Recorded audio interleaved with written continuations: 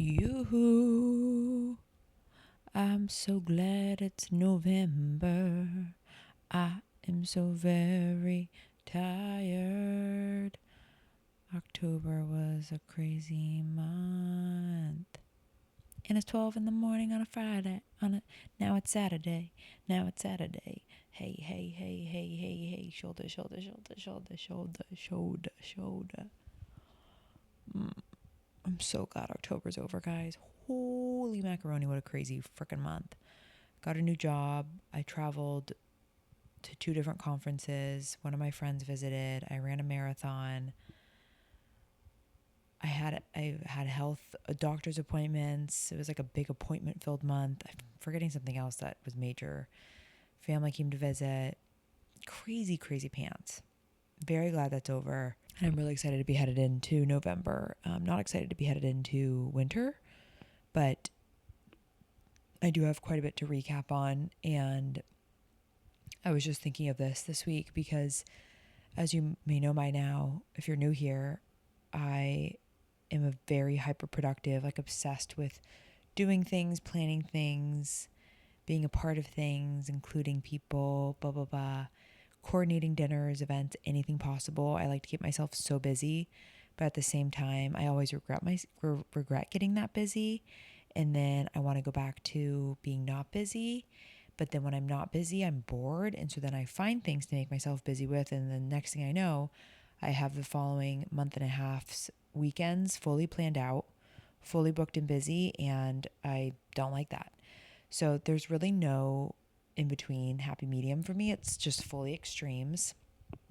And in one of my last episodes, I did talk about how I do think one of my purposes in life is to bring people together and include people. But I did have a crazy revelation just this week after I ran on Sunday, November 2nd, today's Friday, that I was looking at my to-do list, and basically how I facilitate my to-do list is purely through Apple Notes.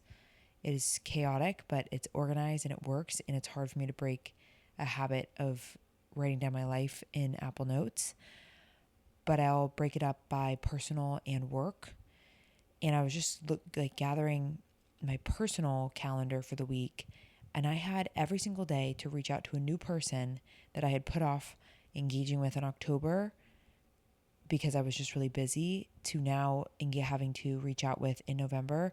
And mind you, disclaimer, I feel very guilty for feeling this way because normally I don't do this, but I really am feeling like these people, just because they reached out to me, or maybe I reached out to them, I'm really seeing it as kind of a check the box of, okay, I need to see them because I said I would see them. I need to follow through on my word and be reliable. But I do foresee me scheduling out my weekday and weekend calendars and then being upset with myself, especially like holiday season. It's always, you just want to be like nestled in and like just spend it with your closest friends and family. And I was just finding that I was getting exhausted by the thought of hanging out with these people that, although I might really enjoy, I was feeling drained by the thought. And just because somebody reaches out to you, and for someone like me, I'm like, wow, this never happens. I better capitalize on this. This is so meaningful that this person reached out to me, wants to hang out with me. It really doesn't mean that I need to go all the way through and follow through. And at the end of the day, they probably don't care either.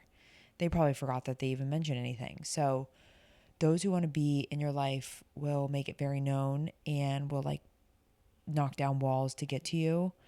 As literally, I just had one of my best friends from my childhood fly across the country to cheer me on for my marathon. So that's the type of standard that I have, and that honestly I want people to have for me as their friend. Like I would do that for my friends too. So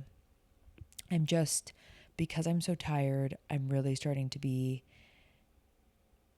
critical, or more protective is probably a better word, over my time. And at the end of the day, there's a select few people, and my sisters and my family are in that I would deny everyone to hang out with because I just want to hang out with my family and my friends. So yeah, it was an interesting revelation. And I even told Dylan, because I was like, man, you're actually going to be like kind of shocked for me to say this, but I'm not going to be following up with a lot of people that I had to follow up with this week. A lot of you might be like, welcome to the club, Faith. We're happy to have you. And to that, I say, I don't know if I'm here to stay, but I'm going to enjoy my time. I'm going to kind of rejuvenate, recollect, regather myself, and see what I socially am up for next month by month. But marathon recap was fucking awesome. Oh my God. Why is it that when anybody runs a marathon, it's like the equivalent to getting married, like the attention you get is equivalent to like getting engaged, getting married, having children. Like it is probably like going to business school or like graduating from business school or something, or starting your own company. The attention is, I'm like baffled at how many people reached out to me, texted me, followed up. Up until I started the marathon, I was responding to messages from people because then my OCD kicked in and I was like, I'm going to be too tired to do this after. I better do this right now. So I was literally like texting people back at the start of the marathon. For those of you who aren't familiar with the New York Marathon, you're probably familiar somewhat. Like it's definitely one of the most popular major marathons in the world. I mean, when I was interacting and just like chatting with people the day of the marathon, because you're literally just talking with random strangers. And I do encourage you to do it alone if you have the opportunity. I don't know how people are able to do it with their significant others or best friends, because I don't know how the hell you guys both got in, but because it's super competitive. But I do think it's such a unique and even more special experience when you can invest and just like fully experience the whole marathon by yourself, and the camaraderie and encouragement and support that not only you feel from your city, but from other marathon runners, like how quickly they are to lend a hand or like spark conversation or just like give you their bobo bar or their portable charger, or just, it's like, it's true villagery. It's the opposite of what this city has become, which is kind of like every man for themselves. It's such a violent reminder that this city and cities in general, but especially New York, man, like the city can really come together, and the human spirit is so alive and so vibrant here. To cheer for people who live in New York, to cheer for a lot of people who are completely international, maybe don't even speak your own language. I had people fucking screaming their head off to get me to keep going. And just how you could work that crowd. So basically I was wave number 3. There were 4 waves. I had no idea what time to put for my marathon. So I put like barely sub 4. I ended up running like around 3:30. So it was so much faster than that. And honestly, I didn't know, but the only downside was I had to bob and weave through a lot of people, and I didn't have any pacing groups to help pace me. So both those two things were challenging. But let me tell you, when most of the marathon is throughout Brooklyn, which I didn't know, and also I didn't run any of the course pretty much leading up to the marathon. There was like one street that I was like, oh yeah, I remember running this on my own, but everything looks different. Everything feels different. Like you're not running in the middle of the street when you're training. You're running on the sidewalk and bobbing and weaving in between people. So nothing is truly the same, but I don't regret not running any of the course. I do regret maybe not doing a deeper dive and like looking into what places, because I didn't realize that we didn't even run true Central Park. Like you ran alongside it, and then there was a small portion that was actually inside the park that I didn't really remember. Oh no, now that I'm remembering it, I do remember. Yeah, that sucked. I'm like blacking it out in my head. I don't even remember where it was, what miles it was.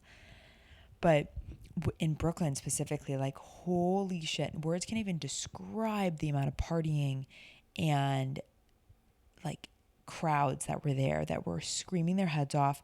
I would turn the corner into like a new part. You would just hear the music like growing louder and louder, and you would turn and there was the roar of people.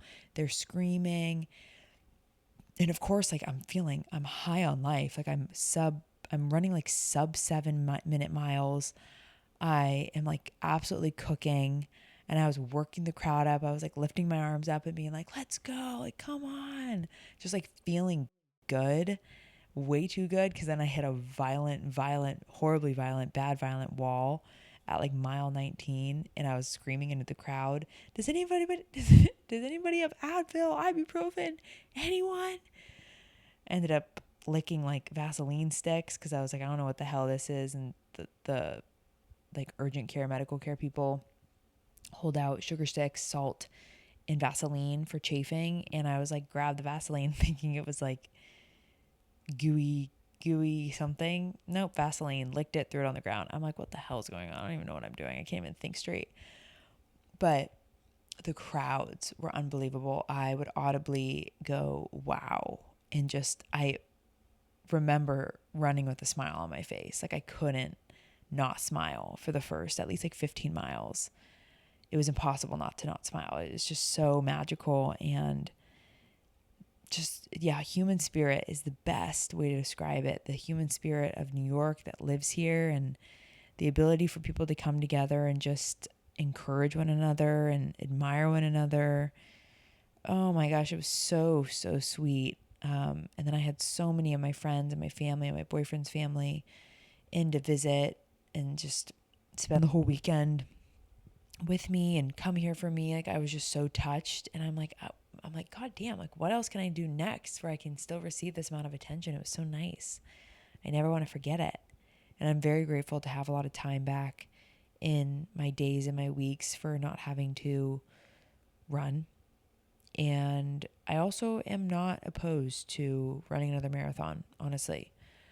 Although I may have been in excruciating pain, like when I finished, guys, I could not feel my arms. And we were laughing after because it must have been for me like trying to work the crowd up and like lifting my arms in the air and like trying to pose for the cameras and stuff and like doing peace signs and, you know, all this BS, because I could not lift either of my arms. My arms were pinned down to my side. I couldn't move them. God bless Dylan.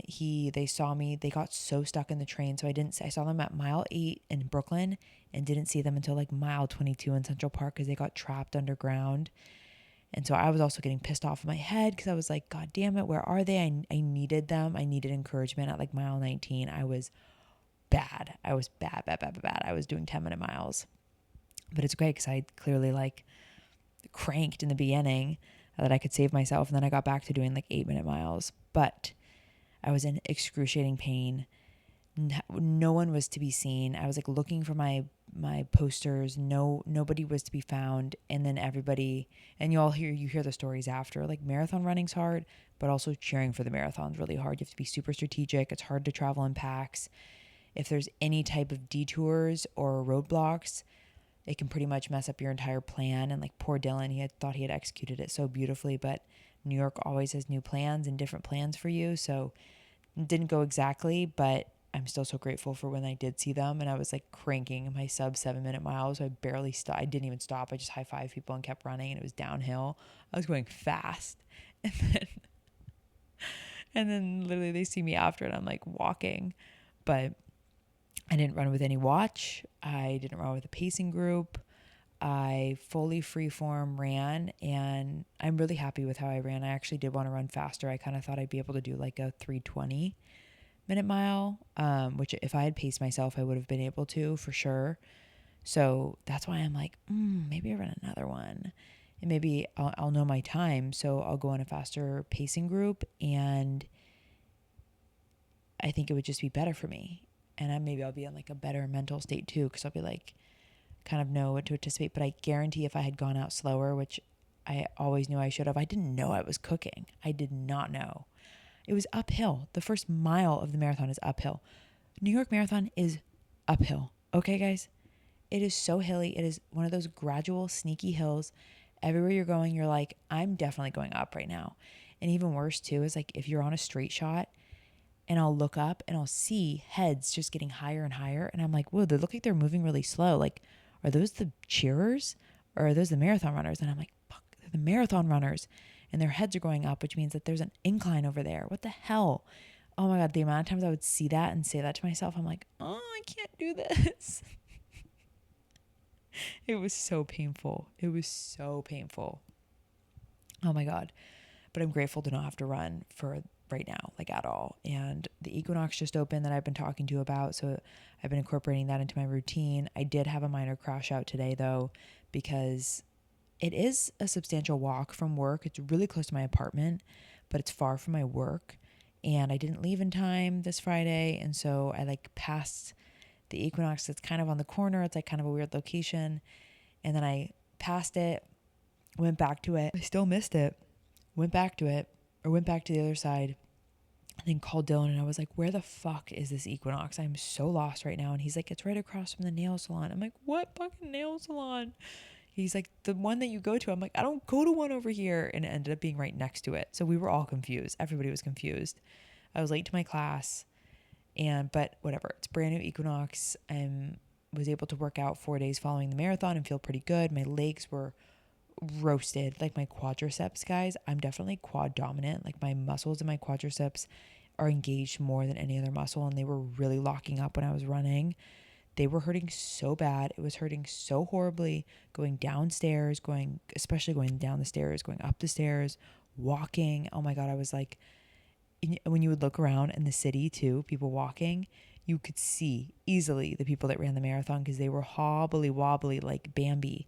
Like their legs would just give out. You could see them gripping the handrails, going downstairs, getting on the subway, trying to sit down. Oh my God, everything was so painful. I'm so glad that it's like flushed out of my system. And it feels good to be lifting weights again and just like moving my body differently. I'm like, every time I feel like I'm, running was really hard on my body.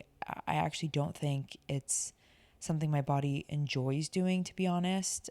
I think it helps. I think it like spikes my cortisol, makes me puffier, makes me retain water more, makes me just more bloated because it's like stress. It's like a lot of stress on your body. And I do think some people's body genetically can handle this type of impact and stress, but I don't think my body can necessarily. So I don't really think I love the way my body looks when I run, to be honest.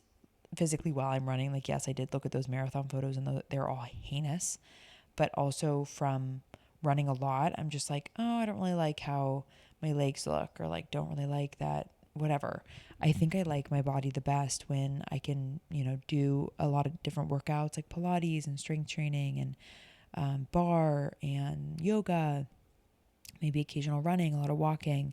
I think it's just easier on my body. I already put myself through enough emotional and physical stress as is that I don't think I need to be running as much as I was. Or maybe next time, I don't know. But I just like don't really like what it does to my body. It's definitely a thing where women can get super bloated and puffy from running. And I certainly felt that. I already am sore from the 2 weight classes I've done at Equinox. And I'm supposed to be going to one in about 8 hours, which is insane. Maybe I should cancel it. Maybe I should sleep in. That sounds like a good idea, Faith. You should do that. But wow, the marathon was unbelievable. I'm not over it still. I'm so proud of myself. I'm so impressed with myself, honestly. But you know what? I knew I was going to do well. I knew it. And I think this is just like first marathon thing, that if you're like kind of athletic, if you've already been training pretty well. I started fucking training in like April because I knew it was going to be a mental battle for me. I knew I had to spend a majority of my training convincing myself that running was easy. And I accomplished that. I actually think I could have started training around like maybe May would have been better. Nope, I definitely started training like in March. But I think like May would have been better, maybe June, because it would have given me just enough stamina to withstand, because it was probably the last 4 weeks leading up to the marathon. I was like, I can't do this. Like, I can do the marathon, but I can't run. Like, I'm going to go into the marathon very fresh. And I pretty much did. Maybe I could have loosened my quads a lot more. And I definitely, could have paced with the group. But run a marathon if you have it in you. It's really not as hard as you think, because don't have to make it that big of a deal. And it's such like it's such a moment in life that is so infused with life that you're just like so happily shocked and surprised by humanity and people's ability to show up for you and encourage you in a world where, we're all built to kind of just like do things on our own. Marathons are like unlike anything. It's people are all around you. People are with you doing it. Oh my God, it's incredible. I mean, we need to move on. Outside of that, work's been good. I'm definitely getting into a better like swing and rhythm a month in, starting to like understand people. I think people are starting to understand me a little bit better. 5 days a week hasn't been horrible yet. There have been some days where like I've been at conferences, so I haven't been there, but I am enjoying. I just switched my spots and where I'm sitting, and I'm really enjoying sitting next to these people that I'm with right now. Like it's just like super pleasant and kind. And I think I'm definitely somebody that is highly sensitive to like people's energy. So I like to be around people that are like more calming, because I don't know, I think I'm just like a sensitive girl. I pick up on like vibrations and like all that nonsense, I think, in workplaces. I just need to be in a spot where I can have a calm mind and where literally the feng shui is good. So as ridiculous as that sounds, the feng shui is very good where I am now. I feel very happy and I feel confident in my ability to execute and continue to execute for the company. And yeah, I'm excited. I mean, traveling for work doesn't get much easier, but I mean, I don't know why people complain about it so much. The only reason I was complaining was because I was like, I got to run the marathon in 4 days and I'm in Las Vegas, literally on the strip in one of the worst hotels in Vegas. And I hate Vegas. I hate Vegas so much. It's so gross. Ugh, sick. And I was like running on the strip. People have never seen people run on the strip before. People were looking at me like, huh? And I'm like, I know. I don't want to be doing this. Get out of my way. But I don't think traveling for work is that bad, because honestly, you don't have to pay for anything. Like all your accommodations, all your food's paid for. Like it's kind of nice if you're able to look past it. And especially for sales, if you're going out there to close deals, like let's go. It's a win-win. Oi, oi, oi. I actually had one of my friends from home reach out to me, and she was so sweet. Like these things literally make my day, guys, in my week, when you are like, never stop doing your podcast. Because I don't know who listens. Like I don't know who chooses to listen to which episodes. I can see which episodes end up being most popular, but like for these solo ones, I don't know who's religiously listening to them. Maybe you're just turning them on because you know that you hadn't listened to a few in the past. Whatever works. It doesn't bother me. I love everybody to listen to all of them and leave great reviews because it helps just me continue this. But one of my friends had reached out and she was like, I can't listen to all of them, but I just want you to know I never want you to stop doing this. And I was like, that is the nicest thing you could say to me. Like, honestly, screw this whole marathon thing. Like that was so meaningful. No, I loved all the messages I got for the marathon. It was incredible. And she's like, I've moved in with my significant other, and I just like love to hear you talk about how you navigate living with your partner and like entering more towards like an engagement life. And that's just such a real topic because I'm right there in it with her. When I came back from Italy with Dylan, there was probably 5 people that had messaged me on the trip, and then 2 people following the trip that said, I thought he was going to propose to you on that trip. And I said, well, he better not have, because I planned the whole damn thing. So it was a wake up call, because I was like, whoa, okay, I'm 26. I'm turning 27 in March. I guess of age, this is the time where people are settling down, but more than that, yeah, it's definitely the age.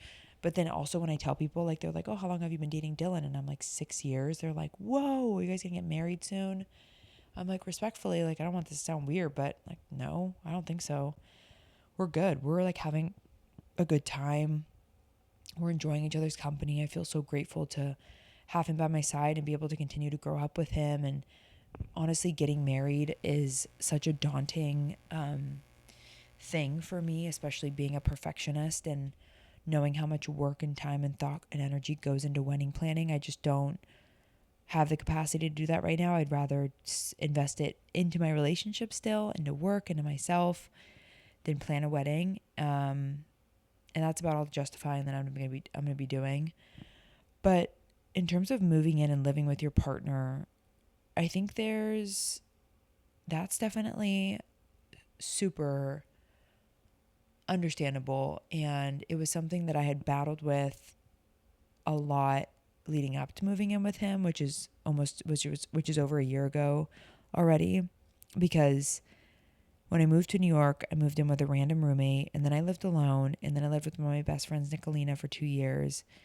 And I kind of had done the whole like rite of passage of living post grad. You live alone, you live with roommates, you live with randos, that it felt only right that we would move into each other, but it felt right for a number of reasons that are really important, because I think also people can get caught in these spirals and these booby traps with their partner where they're like, especially in New York, where it's really unaffordable, that you justify moving in with someone prematurely because it can be more affordable. You start to justify really big life decisions for convenience. And that's just something that New York does to people. And it's not the worst thing in the world. Like, everything is reversible, like even marriage. That it's not like you're going to be really stuck horribly, but it's something to be mindful of, especially where you are, of understanding, I guess it would be like a self-assessment if you already moved in with your partner. Like, was this the right thing for us to do? I have known people to move out from living with their partner, live alone, or go back to live with a roommate, and then be able to live with each other. So like, don't ever feel bad if your path looks different than someone else's. And if people are weird about this type of stuff, then you don't need to tell everybody all the details. Like, just your good friends need to know, and nobody ever needs to know about the history if like you are one of the people who moved out and then moved back in with your partner. It doesn't matter. It's really not that deep. Take your own journey. But I think something that's really important to keep in mind when you move in with your partner is the fact that there might be a honeymoon stage. Like, Dylan and I definitely had a honeymoon stage moving in with each other where everything was so fun and exciting. And honestly, it still is. I had a really hard past 2 months just because I was really busy and there was a lot of change, and it was hard in our relationship, and coming home every day from work and just like feeling really defeated and deflated. And he's also really tired from his work day. And I just like want to be consoled and told everything's going to be good, but like he really doesn't have much to give some days. Like, those were hard days for us, and there's probably many more to come. But I would say when you're living with your partner, understanding that sometimes they're not going to be able to meet you where you are. They're going to try their best, and that's all you need to know. And same goes for you, is you're not going to be able to meet your partner all the way sometimes because you're going to be really tired. But most importantly is your relationship should always be a priority. And if you do feel like you haven't been able to show up for them emotionally, physically, whatever it might be, that maybe on the weekend you like plan a cute thing or plan a date. Like, this is something that people who live with each other forget to do all the time, is go on dates and date each other, because you just think, oh, I live with you. Like, we don't need to be going out and spending money. Like, we already spend so much money on our rent. We are already like, we can just like hang out and sit on the couch and watch TV, which like, of course, Dylan and I do that too. And that is my preferred date night, is ordering in and sitting on the couch and watching TV. But there's also something really special about planning a date night, getting dressed up, feeling, giddy and like feeling pretty, and whatever, your boyfriend dressing up and looking really nice, going out to a nice meal, like maybe having interesting conversation, maybe not having any different conversation than you would when you're at home, but it's nice to get yourself out of your environment and just observing your city and observing each other. I also think it's really nice if you have friend groups to like really immerse yourself in those friend groups. If you're lucky enough to have mutual friends, it's really fun to like, at least if you have a social battery like me, doing things with them on the weekends. And at least, you can bring your boyfriend or your girlfriend along because you guys all can do things together. And then also as well is really prioritizing your alone time as well as your time with your friends, because it's not always that your boyfriend or your girlfriend, you guys will have mutual friends that you'll be able to hang out with. Most of the time it might be that you have separate friend groups, and maybe occasionally you'll do a double date in between, but it is just as important as it is to be hanging out with your mutual friends.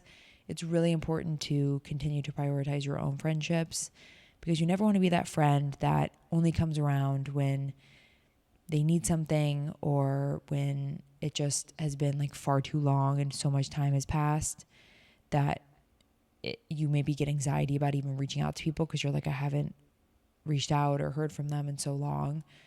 You don't want to be that type of person. And if that means that you need to once a month put a reminder on your calendar, like reach out to so-and-so or plan so-and-so, call so-and-so, like do it. You'll thank your future self. That's such a statement that I always share is your future self will totally thank you. And when you're in a relationship, and this is all honestly like such a high compliment that my friends will share with me, and they're like, I really admire how you prioritize your independence outside of Dylan. And I've said this before, like it kind of like breaks my heart a little bit because I'm like, oh man, like I don't know. This is the only way I've known how to have relationships is despite living with my life partner, I only know a life where I retain my autonomy and retain my independence and make them a priority, but at the same time, not my obligation. Like Dylan knows I will always be here and that he is my number one pick at the end of the day. We're a team, but the tone is set by, I would hope, both people. But if you are a person that does have really deep, treasured friendships, like you can't let that go. Like you need to maintain those forever. So it's kind of funny that I'm giving advice on how to live with your partner and enter into engagement era when I'm not talking about your partner or your relationship really at all. I'm talking about yourself and how you can retain your autonomy. Yeah, I actually think that's like so important to not lose yourself in your relationship, and despite living with each other and however quote unquote easy it might be to just spend time with your boyfriend and your girlfriend every night, every Friday, every Saturday, every Sunday, it's really, really important, if not critical, to push yourself and challenge yourself to go across town and hang out with your friends and not be that person that just like only hangs out with your boyfriend. And then also definitely schedule like dates to go out with one another. But it's weird, man. Like we're entering into this engagement era, I suppose. And I don't really think anything should change. I think if it's really stressing you out, maybe you can ask yourself like why? Like why is it so deep that this era is so anxiety provoking? I think there's such a positive twist that you can have on it, and that you and we are so lucky to have found people that we trust and love and that love us and support us and are so right for us, like the missing puzzle piece. It's what is the anxiety, like what anxiety are we having about that? People who are single have way more anxiety, not all of them, have way more anxiety about if and where their person even is. That how many chances do they have to find their person? Like, are they in the right city to find their person? Are they doing the right things to find their person? Like, there's so many more things to worry about when you don't have your person, or to question even. And when you do, I just think the glass is always half full.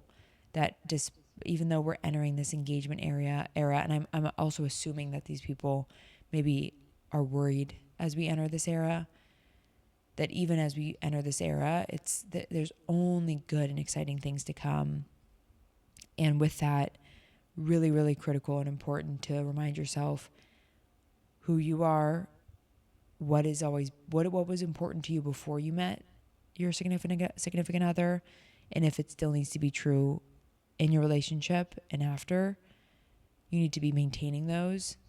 And then also continuing to grow and develop your own relationship and not get really comfortable with each other. Like, it's okay to have really hard conversations with your partner when things just like aren't going well, because, and this is just like one of the things that I'm working on, but I do maybe find why I don't want to get married right away is I want to create as much room for life and hard and happy things to happen to us so I can learn how we work together to get through them before finalizing it. It's not like there's things that I need to happen to our relationship in order for me to fully commit, but it's an extra security blanket knowing that we haven't locked it down. But like the funny thing is, I'm not worried about Dylan's reaction to anything. I'm worried about my reaction to things, because I can be a loose cannon and can, sometimes I even surprise myself with my emotions where I'm like, whoa, I'm feeling big emotions, like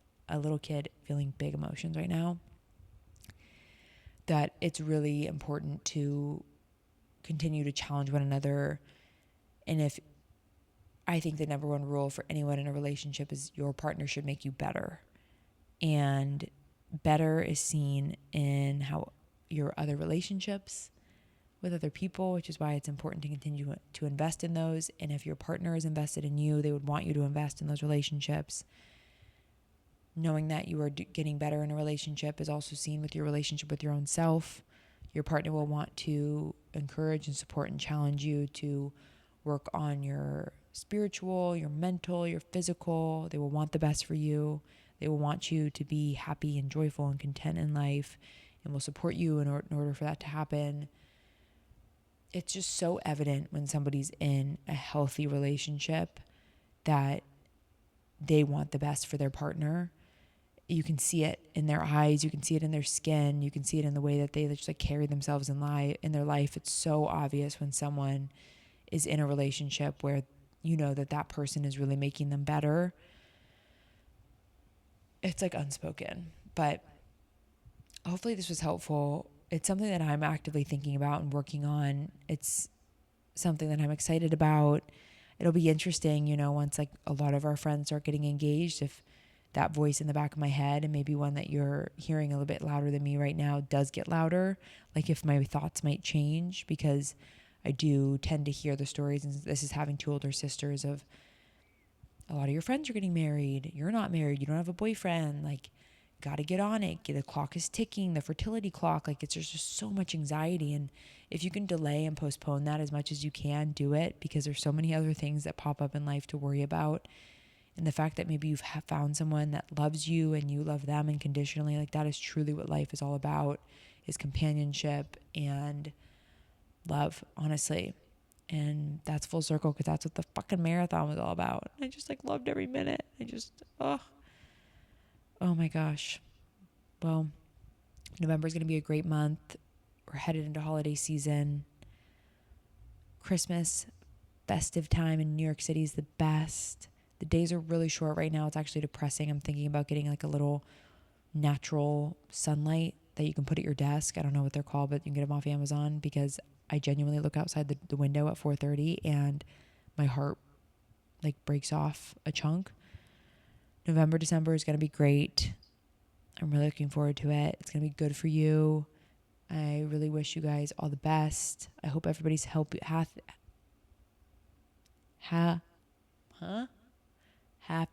healthy, joyful. Spend time with yourself, spend time with your partner, spend time with your friends. Take care of yourself. And if you're like me, don't feel guilty if you have to say no to some things, because you got to take care of your well-being, man. All right. I love you all. Thank you so much for listening. Bye.